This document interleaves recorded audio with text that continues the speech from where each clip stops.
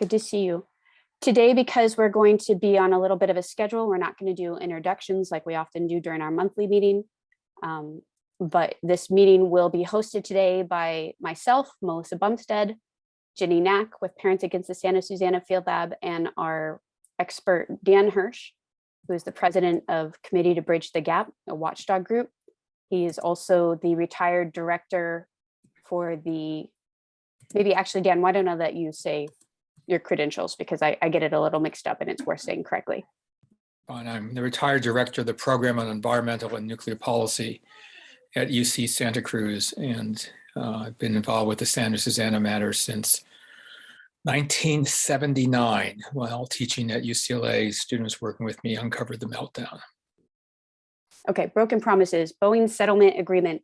For those of you who are not aware, on Monday, this last Monday, May 9th,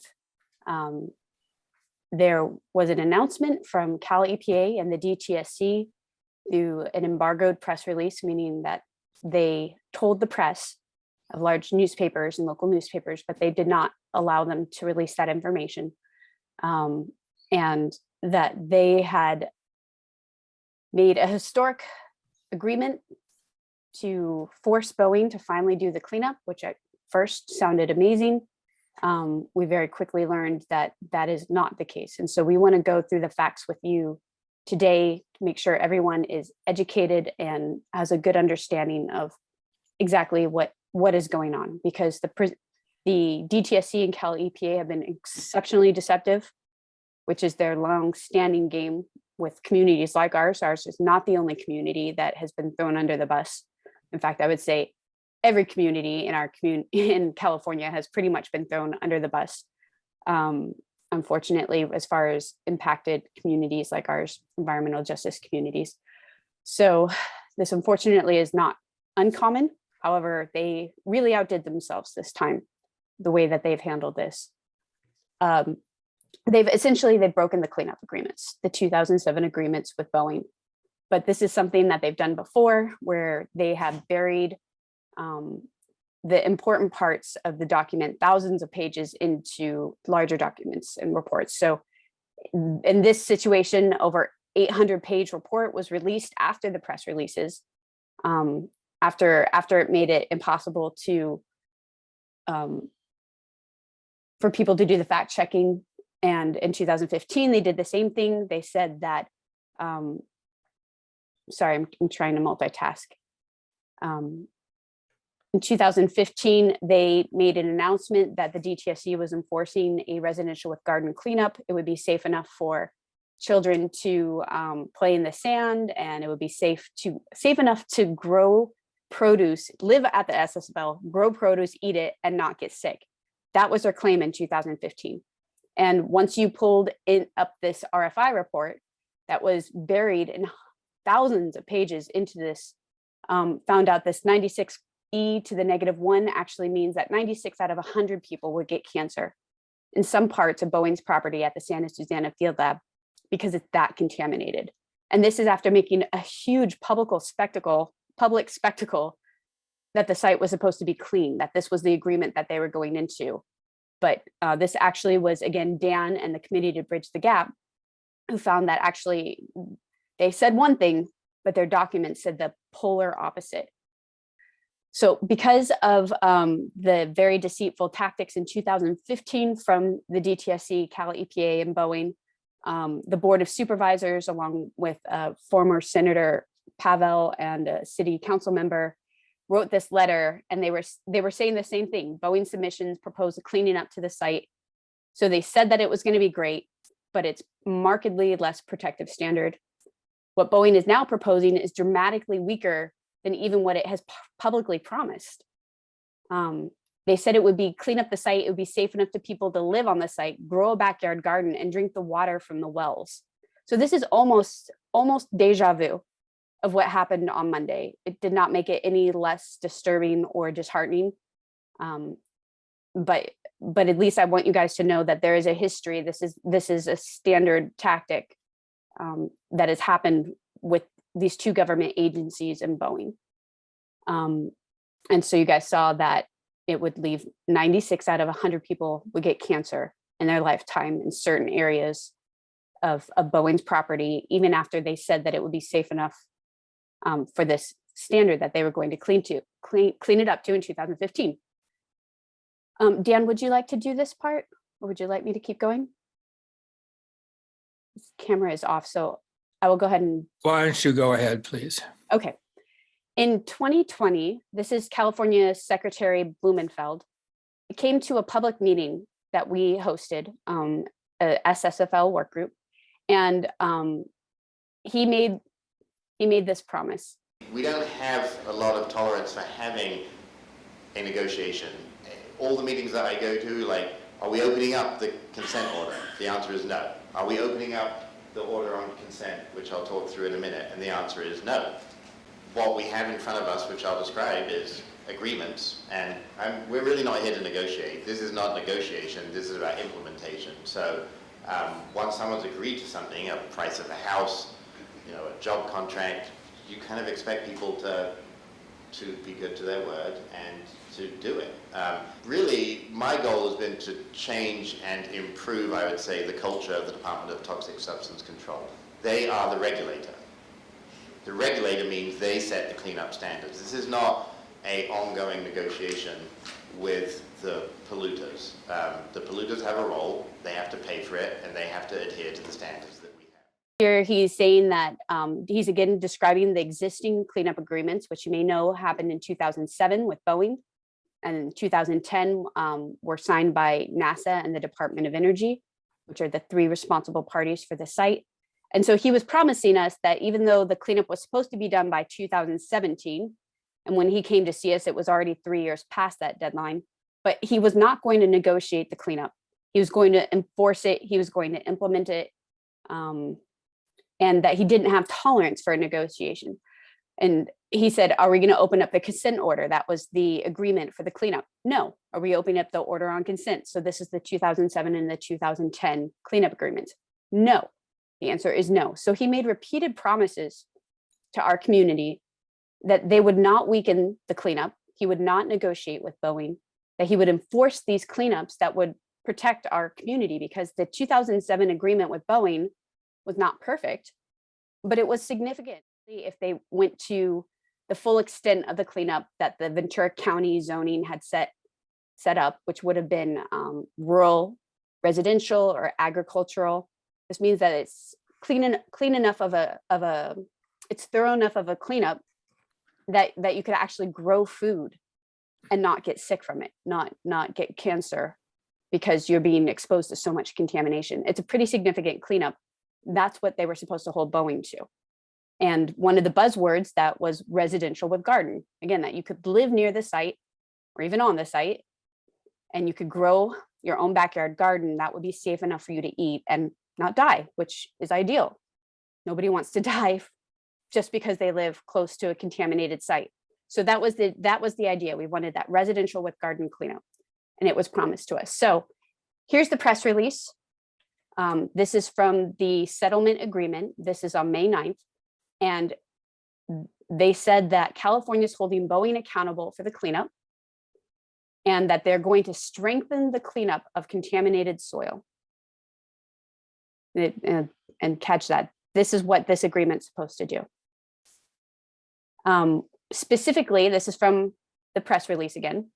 Boeing will clean up radionuclides in soil to background. Now that's another buzzword that they know that we care about.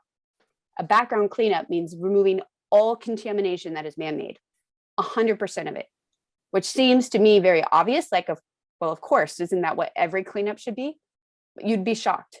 It is not what every cleanup is. It's almost zero cleanups in America achieve this standard, because it's actually expensive, but it keeps people obviously safe, because then there's no more contamination. So when they said radionuclides to background, that at first sounded like a good thing, but this is what I'd like to show you on this map. Can everyone see that okay? Can you see the map of the area in yellow? Okay, thank you. This is the only part that this agreement applies to. This is the area that Boeing is responsible for. You can see that Boeing owns most of the site. But I'll show you where most of the radioactive contamination is. It's in area 4. And that property is being cleaned up by the Department of Energy. So this agreement does not apply to the Department of Energy. This only applies to Boeing. So I don't know if you see what's happening here is they're saying they're going to clean up every bit of man-made contamination that's radioactive, except they have none or very little. Does that make sense? Okay, Jim's shaking his head yes. So they used a buzzword on purpose to get everyone excited, but it's kind of like I'm always telling my kids when they see commercials, what are they actually saying here? What are they purposely not saying here? So they're saying background, but there's almost, in Boeing's part, there's almost no radioactive contamination, very, very small. The concern with Boeing has always been the chemical contamination. And this is not just, this is not just like simple green that they spilled.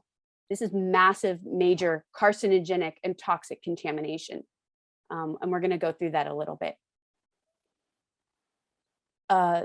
The settlement, okay, so again, this is where I'm always telling my kids, put on your lawyer brain.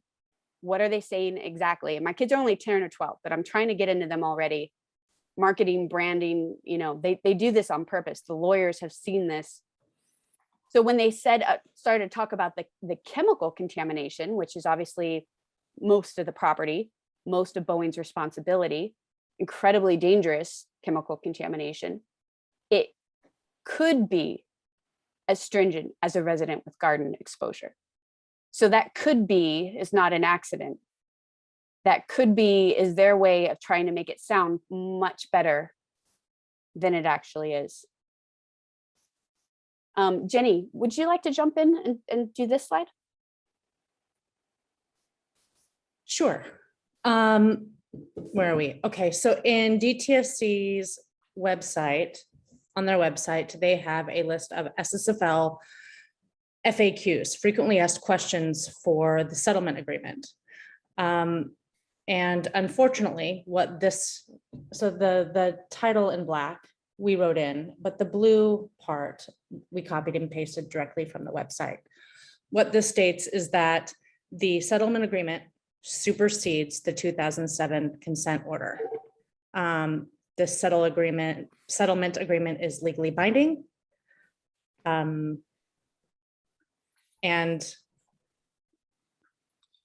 I'm sorry, it's been a long day. And so we are, if it's not contested, we're in trouble. Okay. This next slide.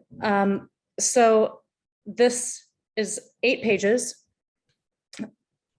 which is page starting on 789 of the settlement agreement, which I'm going to paste into the chat so you can look through it yourself at your leisure. 8 pages documenting the changes to the 2007 consent order. The issue here is that they say in their press release that they are going to maintain stringent cleanup standards, and that this settlement order is primarily to kind of fast track the cleanup. But unfortunately, once you get into the document, that is not at all encompass all the changes that have been made. So this is a massive change. This is not, they kind of try to make it sound like they were enforcing the 2007 agreement because they knew that's what we wanted, but you can see this is, they've rewritten it and this supersedes it. It takes away what we had and gives us something much, much worse. Dan, would you mind walking us through this part? Sure. Why don't you just stop this for a minute and I'll talk directly if I can. Mm-hmm. First of all, I want to ask your forgiveness. I'm exhausted and I'm hoarse. So Monday morning, the state announced a deal with the polluter who threatened all of your lives. And they did it in a closed press conference where the reporters were not allowed to see the agreement and where they weren't allowed to talk to us in order to try to put a spin on it. And they did a good job of putting that spin on. They made it sound as though they had held Boeing accountable, We're going to impose a more stringent and more protective cleanup than was the case before. You just heard some of the video clips from Cal EPA Secretary Blumenfeld 2 years ago. And some of you were in the room when he made those promises. Our job is to regulate, not to negotiate. We are not going to have any negotiation with Boeing. We're going to enforce the 2007 agreement. What they did on Monday is voided the legally binding agreement that they had promised to carry out. And they replaced it with 800 pages. And as Melissa showed you, this is an old tactic of theirs. They hide it and they bury it. And you need a magnifying glass to understand what they've done. Some of you may remember the old song from Woody Guthrie about Pretty Boy Floyd, which has this magnificent line in it.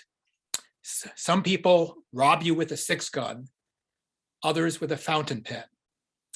So in our day, some people kill you and your children with a 6-gun, others by burying numbers in a table in a many 100-page document and changing those numbers without telling you. So I want to show you how they just have put at risk you and your family by lying and by cutting a deal with the polluter. So we're going to do sharing screen for a moment, and I'm not great at this. Go to page 132 of a 796-page document, okay? Do you have your magnifying glasses? These are the toxic chemicals, page after page of them. Okay, on the left, you'll see benzo A pyrene, benzo B fluoranthanine. You'll see dioxins, PCBs. And the second column in salmon is the supposed garden, residential, soil, risk-based screening level. These are in milligrams of the contaminant per kilogram of soil. These are in exponentials. The e to the -1 means 5.36 times 10 to the -1. They try to make it really hard. But what I did with the help of my assistants and my students is I went in and compared it to what was in effect on Friday. You see this table? Looks very similar, right? Same chemicals, residential garden, risk-based screening level, same units. They didn't expect anybody to go and compare one set of numbers to another. But your lives depend upon the difference between these two tables. And so we produced quickly a comparison sheet for you. And here it is, okay? I'll make it a bit bigger. Can you see that now? Yep. So here are PCBs, polychlorinated biphenyls. There are different types of these, Arachlor 1016, 1242, and so on. This column is the risk-based screening levels that were in effect on Friday and have been in effect for years since the 2007 consent order was adopted and the standardized risk assessment methodology adopted and addenda thereafter. This is the number that they released today in that first table that I showed you. You can just eyeball it and you can see that the number has changed, 0.247 when it used to be 0.01. That's an 18-fold weakening. For the next Arachlor, they have allowed 20 times higher levels to remain at Santa Susana. For the next one, 20, 21, 22, 20, 21. But it's much worse than that. As bad as it is to leave 20 times as much. And let me just show you the same story regarding the PAHs, polyaromatic hydrocarbons. Benzo A anthracene, 219 times higher is the risk-based screening level today compared to the one that was in effect on Friday. 237 times higher for the benzo A pyrene, 220 times higher for the benzo B fluoranthanine. Take a look at the benzo K fluoranthanine, 2,361 times more of it is now going to be allowed to be left on that hill than was the case when they were supposed to be following the order from 2007. Chrysene, more than 2,000 as well. But you'll see from these other two columns, it gets worse than that. So we're going to go back, if we can, to the agreement. And if you go to page 192, and you understand, I could only go through a few pages of this before to talk to the press, because the press conference had occurred closed, and there was no release of this until late in the day. Let me see if I can make this a little bit bigger for you. It says that they're going to use a multiplier of a factor of 5 to the new values that I just showed you, okay? So that means that even with the risk-based screening level being so terribly weakened, they are going to allow 5 times that amount in a lot of the areas on the site. So for the PCBs, that would weaken standards about a factor of 100. For the PAHs, in some cases, 1,000-fold, 10,000-fold, 1,000-fold. But it's even worse than that. If you go back into the agreement, don't laugh at me. They didn't have computers when I started teaching. We were relying on symbols on clay tablets. So here's the settlement agreement. Here they're using a 5-fold multiplier for those already weakened standards. But you'll see very quickly that they make it even worse. They have decided to use, and I'm going to have trouble finding it. Yeah, here we go. If they claim that the area to be cleaned up has biological features in it, plants or animals, even of moderate significance, and this, I'll have to explain to you the significance of this, they will then allow the risk to go up to 10 to the minus 4 instead of 10 to the minus 6, which means that they will allow 100 times higher levels of the contaminants than the already weakened values that I showed you in that comparison. So you'll see again that they'd weaken things by a factor of 20 for the PCBs, hundreds and thousands of fold for some of the PAHs, for the dioxins by a factor of 20. But if it's an area that has plants or animals in it that they are going to declare biological areas, then the cleanup level becomes 2,000 times higher on Monday, 2,000 times weaker, 2,000 times less protective than it was last Friday.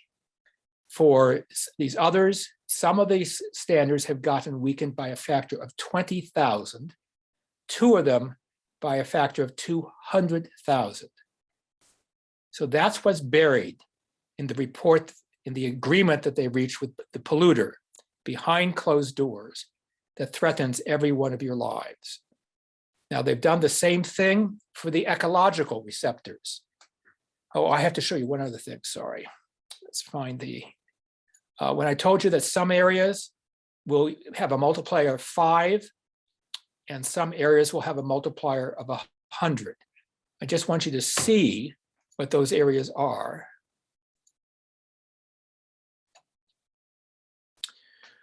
On this map, you will see area 1, which is Boeing.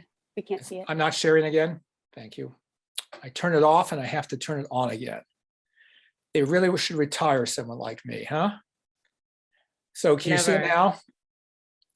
Area 1 is Boeing. Area 3 is Boeing.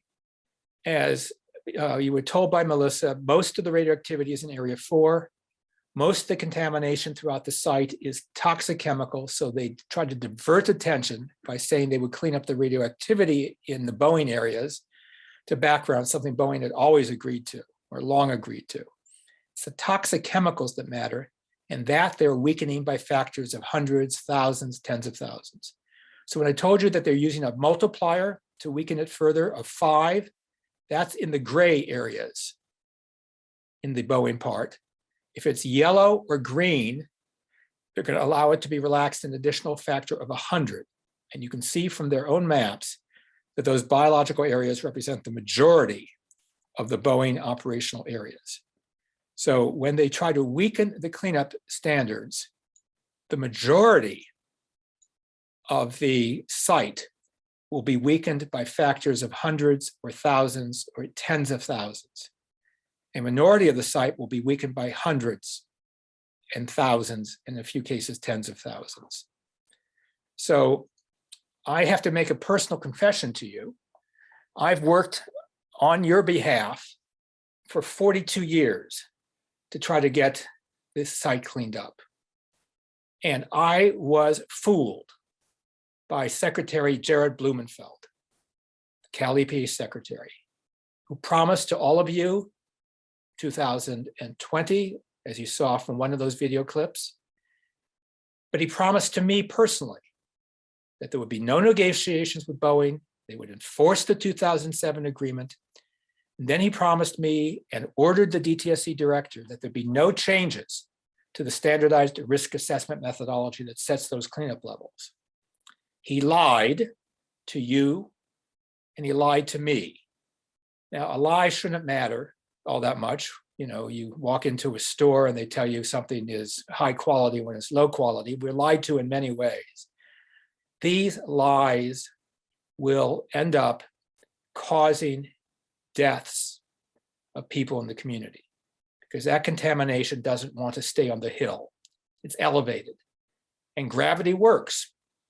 And gravity will carry that contamination down to the people nearby in the wind, with the rain. And one thing I haven't mentioned, and I don't think Melissa and Jeni know it because we just did this analysis a couple hours ago, the negotiations were also on cleaning up the groundwater, which is terribly contaminated. And Boeing insisted in the negotiations that it not be required to clean up the groundwater to health protective levels, and it won. The state water, the regional water board and the toxics agency caved on that too, allowing Boeing to not clean up the water to health protective levels and to be able to assert their economic interest in not having to pay for the cleanup or the restoration of that water. And lastly, the water board agreed to terminate their water pollution permit for the surface runoff once this trivial cleanup, which involves maybe 2% of the contamination getting cleaned up, the 98% not getting cleaned up. Once that's done, they will then terminate the pollution permit for the surface water. So it will be able to be released without monitoring and without enforcement for the rest of eternity, a year or so after the state says that the 2% cleanup is done. You've been cheated, you've been lied to, and your lives are at risk. And I cannot tell you how shamed I am that I and many others who work to try to protect you have failed at the moment. The fight's not over. There's a great deal we can still do. Last week, the LA Board of Supervisors voted unanimously to recommit itself to the cleanup to background for everything. And if the state doesn't follow through on enforcing the 2007 agreement, which it voided and violated and breached on Monday, a few days after this resolution was passed, the county has said to explore with Ventura County and LA City suing the state. There are other things that you can do and that we can do. The fight is not over, but it is despicable that they did this closed door deal with the polluter, you frozen out, your elected officials frozen out, and then to release it in a press conference with a spin to make it sound like they've done something great. So I'm going to shut up now. I'll answer any questions that you have, but this was a big deal. Promises that were made that are legally binding, agreements that were signed and are not to be violated, that require the site to be cleaned up by 2017. We're in 2022, and the soil cleanup that was promised hasn't even begun. And now all the state has done is said 98% of it, you can just leave, but it won't stay there. There are more than 700,000 people who live within 10 miles of the site. And ironically, as you saw from the map, they're relaxing the cleanup standards, the greatest in the areas where there is more wildlife that will also be threatened by their relaxing the standards. So I'm going to shut up and answer any questions that you have, but it's a horrid, horrid thing that Cal EPA Secretary Jared Blumenfeld, DTSC Director Meredith Williams, and Governor Gavin Newsom, who's quoted in the press release, lauding this as a great day for California, have just done to you, and what they have done for Boeing, the polluter. There are a couple points that we might have done earlier today that we might have missed today. So I'm going to repeat it just in case we did miss them. In addition to no public comment on the settlement agreement, there's no environmental review. So that's the other reason why it's so fantastic that Dan and committee to bridge the gap did this, because it's kind of the only fact check we have. Environmental review wasn't done, and I don't know, Dan, if it's going to be done. The other thing that Dan has gone over today that I don't know if we did, if I missed it, I'm sorry, Dan, was that even though DTSC is claiming to potentially clean up to a residential cleanup standard, what they've essentially done by changing all these numbers by the factor of 20, the initial factor of 20, is to redefine that residential standard so that it is more closely resembling what would formerly have been a recreational standard. So it's not as protective in that regard either. So when you hear DTSC saying we might clean up to residential, well, residential by this definition is not what it was. Let me just be clear. George Orwell in 1984 was a society in which they just change every word to the opposite of what it really means.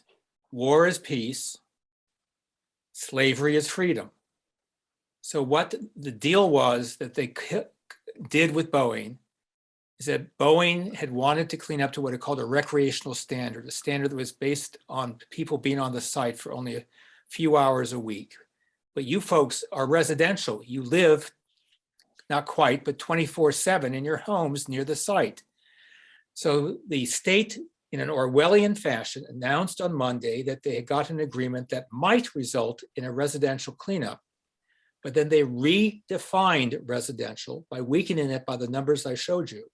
So it was essentially identical to what Boeing had always wanted all along, which was to leave 98% of it not cleaned up.